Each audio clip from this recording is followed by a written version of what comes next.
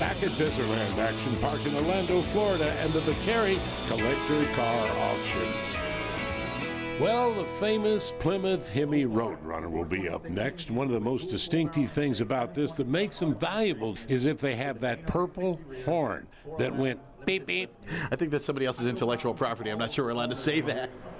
Actually, Chrysler Corporation paid over $50,000 to use the Roadrunner and $10,000 to be able to use that beep, beep horn. Marty, you correct me if I'm wrong, but you just don't see many Roadrunners. Not with a Hemi. Right?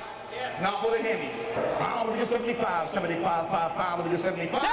Got it, 75. This one is very valuable because it's the one everybody wants. The big 426, 425 horsepower Chrysler Hemi engine. There you see the sign. It sold originally for $2,870. That was for the 426. If you wanted the standard 383, that was a few bucks less, and it only made 335 horsepower if that wasn't enough for you back then. Well, they also offered a 440 in these, which was a pretty powerful engine, but very underrated because of the Hemi popularity. A lot of folks recognize the Roadrunner as the car with the big wing, the big NASCAR wing on the back. That didn't come along until 1970, so this was a few years before that. That was called a Superbird, and they took the Roadrunner and put that pointed nose on it and that big NASCAR wing you were talking about. 95. Yeah! Thank you. Now 97.5. Can I lift the reserve? He's wanting to lift the reserve, but it hasn't happened yet. $95,000 so far for this 68 Roadrunner. You know, Ted, I always loved this stat. Back when this car was new, $2,900, like you said, and it's amazing to see it going up almost to $100,000 at this point. The reserve is off! Gotta sell it! Gotta sell it! The Roadrunner is for sale. Somebody shout hallelujah! 95,000. I'm gonna get 95. 100 grand. 95, 55, 100. You're gonna get 97.5. The reserve is off. Last and final call. 95, 97.5. Here it goes. Here it goes. Here it goes. Hey! Sold! That was sold at Vicari, brother! Orlando, Florida. Congratulations, sir. Well, the Roadrunner was an all-original car. Here's one. Is it original? Let's find out with Pete Vicari. We have a lot of rare cars today. This one here is a recreation Duesenberg. It looks just like an original, but it's got a modern drivetrain. You can take it anywhere, go 80 miles out on the interstate. I got 50,000. Here we go. Well, great looking and very faithful replica. I tell you, they did a great job on this. It's beautiful. It's an amazing car. In fact, these guys, you know, a lot of the folks here collect cars, and they were looking around and wondering if it was the authentic thing or if it was an actual replica, Ted. The 1931 model was called the Model J. Believe it or not, back in the 30s, this car would run 140 miles per hour with a 420 cubic inch straight 8 engine, Dave. I don't think we're going to see authentic Duesenberg money out of this. One of the originals from 1931 sold for $1.6 million. Oh yeah, they go for well over $1 million. That original straight 8 engine that was in these actually was dual overhead cam with 4 valves per cylinder back in the 30s. Said over 120, right?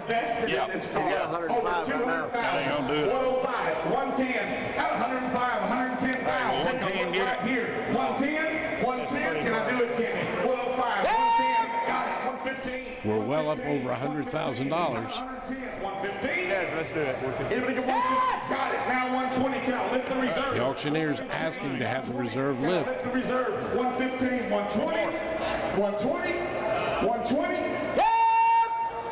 This is the point in the auction, Ted, where I stand very still, and I'm very careful not to wave to anybody I know. I can't afford to take this one home. Don't scratch your head. I have 120, 125. Are we all done? Are we all done? 125. What do you say? Yeah, but he's not coming back.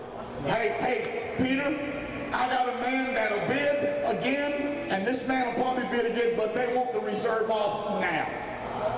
That's Michael Dezer. He's telling me he will not bid again until he knows the reserve is off. He wants to know he's bought the car if he bids, Dave. Let me get it neutral for you guys. 125. 125. Jim's got the money. Are you ready? 22.5. 125,000. Let's do it. Let's lift the reserve. Let's sell this car. 125. Michael's not budging. Ladies and gentlemen, lift your hand and shout hallelujah. No, he might budge now, Ted. Here we go. Let's see how bad Michael wants that car. Car revival. 130, 125, 130, 130. Got it? 130, 130, 125. You want to be 130, sir? Are you done? Are you sure? 130. Here it goes. Here it goes. Here it goes. Bam! Sold it. $125,000 for a replica of a Duesenberg. How happy were you to get that for your collection here at Dezerland? I own 3 of them already, and I don't have one with 4 doors that looks as nice as this. It's an addition to my collection. What do you love about old cars? They're beautiful. I adore them, especially 40s, 50s, 60s. And this was a replica of a 30s Duesenberg. Does it mean anything less to you that it's a replica and not the original? Yes, of course. But the original costs 10 times more. And this looks just as nice. So it's fine. Well, the secret is safe with us.